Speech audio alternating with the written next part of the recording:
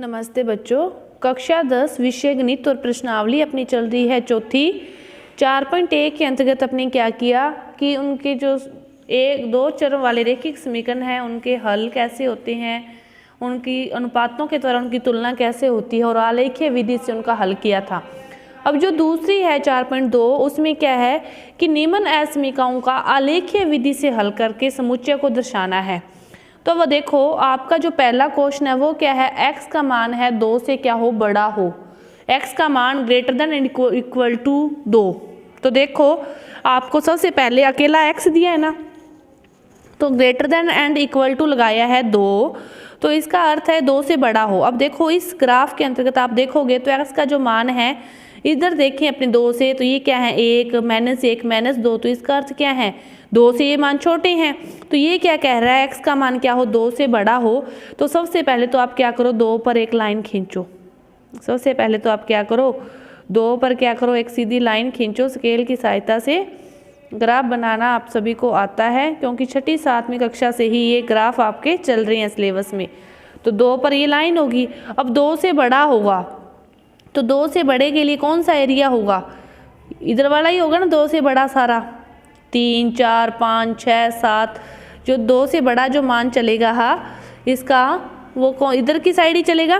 कि यहाँ पे देखोगे तो 3 है, यहाँ पे देखोगे तो 4 है, 5 है, 6 है, 7 है। तो ये क्या है, x का मान 2 से बड़ा है इस एरिया के लिए। अब देखो greater than and equal to भी लगाया उसने, भी 2 भी हो सकता है और 2 से बड़ा भी हो सकता है। अब अपने देखें कि ये वाला बिंदु क्या है, मूल बिंदु है। ये वाला बिंदु क्या है, मूल बिंदु है। अब यहाँ पे 0 रखें अपने मान, 0 2 से बड़ा हो सकता है क्या, 0 2 से बड़ा हो सकता है, नहीं हो सकता। तो इसका अर्थ है कि मूल बिंदु इस क्षेत्र के अंतर्गत नहीं आएगा, इसके हल के अंदर मूल बिंदु नहीं आएगा। और जो इसका मान है वो क्या, इसका हल यही होगा। और जो इसका खुद का बिंदु है, जो इस समीकरण में अपने देखें तो 2 है ना, 2 से शुरू हो रहा है जैसे x का मान, तो 2 इस समीकरण को हल कर रहा है। क्यों कर रहा है, क्योंकि इसमें कौन सा निशान लगा है, इक्वल टू। इसका अर्थ क्या है कि जो x का मान है वो 2 भी हो सकता है और x का मान 2 से क्या है, बड़ा है। इसका अर्थ ये होता है, इक्वल टू लगा है, इसका अर्थ ये होता है कि x का मान 2 भी हो सकता है और x का मान 2 से बड़ा है। तो इसका हल क्या होगा, ये होगा। इसी तरह अगला जो क्वेश्चन है वो आपका है y less than and equal to 3 -3, y less than and equal to -3। तो आप क्या करोगे, यही ग्राफ जैसे दोबारा बनाओगे, यहाँ पे अलग से बनाना है उसके लिए तो फिर आप बना लोगे, x y z सारे मान लिख लोगे। तो y के मान माइनस में कहाँ होते हैं, ये वाले होते हैं, -1 -2 एंड -3। तो y का मान ये किस में है, माइनस में ना सारे मान। तो पहले तो आप 3 पर रेखा खींचोगे, पहले तो आप क्या करोगे, इसी 3 पर क्या करोगे, रेखा खींचोगे। सॉरी टेढ़ी होगी, तो आपको सीधी रेखा खींचनी है, 3 पर रेखा खींचोगे। तो ये क्या कह रहा है, y का मान है वो 3 से लेस देन है, लेस देन का अर्थ छोटा है, less than and equal to दोनों निशान लगे हैं, y less than and equal to -3, y का मान -3 से छोटा है। अब देखो ऊपर की तरफ जाओगे y का मान लेके, तो ये क्या है, -2 -1 1 2, ये y के मान क्या है, छोटे हो रहे हैं या बढ़ रहे हैं, ऊपर की तरफ तो बढ़ रहे हैं। लेकिन नीचे की तरफ चलोगे तो -4 -5 ऐसे होगा। तो नीचे की तरफ y के मान क्या होंगे, घट रहे होंगे, लेकिन ऊपर की तरफ y के मान क्या होंगे, बढ़ रहे होंगे। और मूल बिंदु कहाँ है, ये रहा। तो फिर इसके अकॉर्डिंग जो इसका हल क्षेत्र होगा, इसकी जो वैल्यू होगी वो कहाँ होगी, नीचे वाली होगी सारी, क्योंकि y के मान नीचे की ओर घट रहे हैं, ऊपर की तरफ बढ़ रहे हैं। लेकिन मूल बिंदु कहाँ है, ऊपर की ओर है। तो इसके हल क्षेत्र में मूल बिंदु क्या होगा, नहीं आएगा। लेकिन इक्वल टू का निशान लगा है, तो इसीलिए जो इसका खुद का बिंदु है -3 है वो इसके हल क्षेत्र के अंतर्गत आएगा, लेकिन मूल बिंदु इसके हल क्षेत्र में नहीं आएगा। तो इस प्रकार आपके 4 क्वेश्चन है। अगला जो क्वेश्चन है वो एक समीकरण है, पहले आप उसको क्या करोगे, हल करोगे।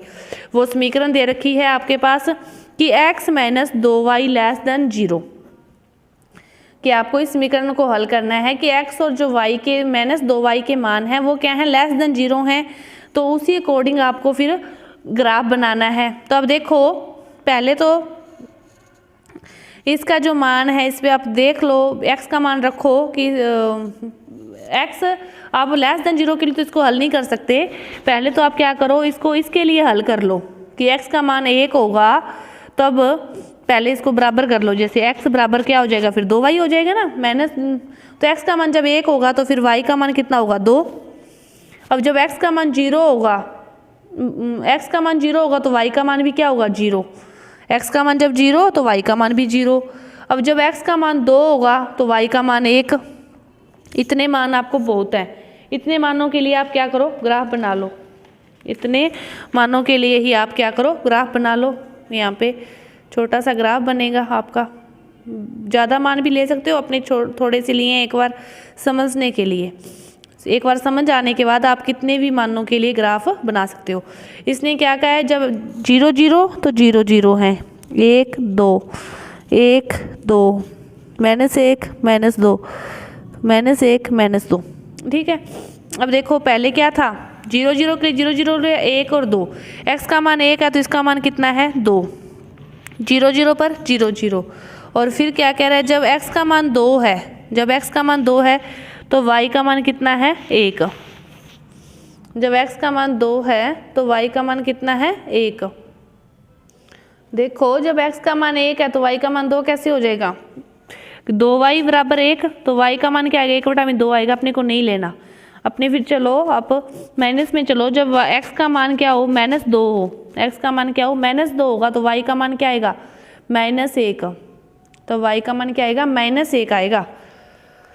पहला ये सही है, जब x का मान 2 है तो y का मान 1 है। x का मान 2 है वो वाला सही है, कि जब x का मान 2 है तो y का मान 1 है, ये सही है। ये वाला अपना गलत हो गया। अब फिर अपने क्या किया, जब x का मान 2 है तो y का मान क्या है, -1 है, तो अपने ये ले लिया। 1 क्या है, मूल बिंदु है, 0 0।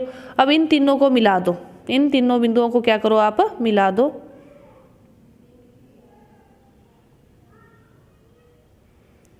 इन तीनों बिंदुओं को मिला दिया। ये वाला जो क्षेत्र है, ये कौन सा क्षेत्र है, जब x - 2y, जब x - 2y बराबर 0 है। ये वाला क्षेत्र कौन सा है, जब x - 2y बराबर 0 है। लेकिन अपने को जो समीकरण क्वेश्चन में दी है वो क्या दिया है, x - 2y < 0। x - 2y का जो मान है वो क्या हो, <0 हो, मतलब 0 का जो इनका जो योग है वो क्या हो, घटता रहे। तो इसका जो क्षेत्र होगा फिर कौन सा होगा, इधर वाला होगा। इसके लिए जब मान निकालोगे ना, आप जोड़ोगे तो आपको पता चल जाएगा इसका जो क्षेत्र होगा ये वाला होगा। इसी तरह आप हल कर सकते हो। जो दूसरा क्वेश्चन है उसमें एक चीज ध्यान रखो, क्या दिया है आपको, ऐसे करके एक क्वेश्चन दे रखा है, ऐसे करके क्वेश्चन दे रखा है कि x का मान है ना वो 3 से क्या है, छोटा है। x का जो मान है वो क्या है, 3 से छोटा है। तो देखो जब इसका मोड का निशान होता है कि वो x प्लस में भी हो सकता है और x किस में हो सकता है, माइनस में भी हो सकता है। बस इतनी बात ध्यान रखनी है कि आप जैसे ही अपने जैसे पहला क्वेश्चन किया था, क्या किया था पहला क्वेश्चन, ये 2 वाला किया था, जैसे 2 वाला किया था ना, तो एक ही चीज़ थी, उसमें मोड़ नहीं लगा था, सीधा ही था, तो इसलिए उसका उत्तर ये था। लेकिन जब मोड़ लगता है तो अब इसका उत्तर क्या करोगे आप, देखो इस क्वेश्चन को और देख लो, बाकी आपकी ये प्रश्नावली पूरी हुई। ये क्वेश्चन है, जैसे अपने को तो x ही चाहिए, अपने x के मान लिखते हैं, 1 2 3, इधर भी x चाहिए, -1 -2 -3। तो इसका अर्थ है जब x मोड़ लगा है, मोड़ लगा हो, उसका अर्थ है दोनों तरफ 3 है ना, तो दोनों तरफ 3 पर आप लाइनें खींचोगे। 2 है तो दोनों तरफ 2 पर आप लाइनें खींचोगे। मतलब कुछ भी है, जब x मोड़ लगा हो जिसके ऊपर वो संख्या के दोनों साइड लाइनें खींचोगे, 3 3 2 2 1 1, यहाँ पे जो भी संख्या होगी उसके अकॉर्डिंग आप 2 लाइनें खींचोगे। अब ये क्या कह रहा है कि x का मान 3 से छोटा है, 3 से छोटा है, तो देखो इधर से 3 से छोटा है 2 1, इधर से 3 से भी छोटा है ये वाला, क्योंकि मोड़ लगा है, इसको माइनस प्लस से कोई फर्क नहीं पड़ता।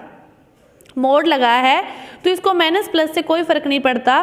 तो ये वाला भी इसका हल क्षेत्र है, ये वाला भी इसका हल क्षेत्र है, मतलब ये वाला पूरा क्या है, इसका हल क्षेत्र है। इन सारे हल क्षेत्र में ही 3 का मान क्या होगा, छोटा होगा। इन पूरे हल क्षेत्र के लिए 3 का मान क्या होगा, छोटा होगा। बस आपको एक बात ध्यान रखनी है कि जब मोड़ लगा हो तो अब आपको 2 लाइनें खींचनी है, नहीं तो आपको 1 लाइन खींचनी है। तो आपकी ये प्रश्नावली 4.2 पूरी हुई। धन्यवाद।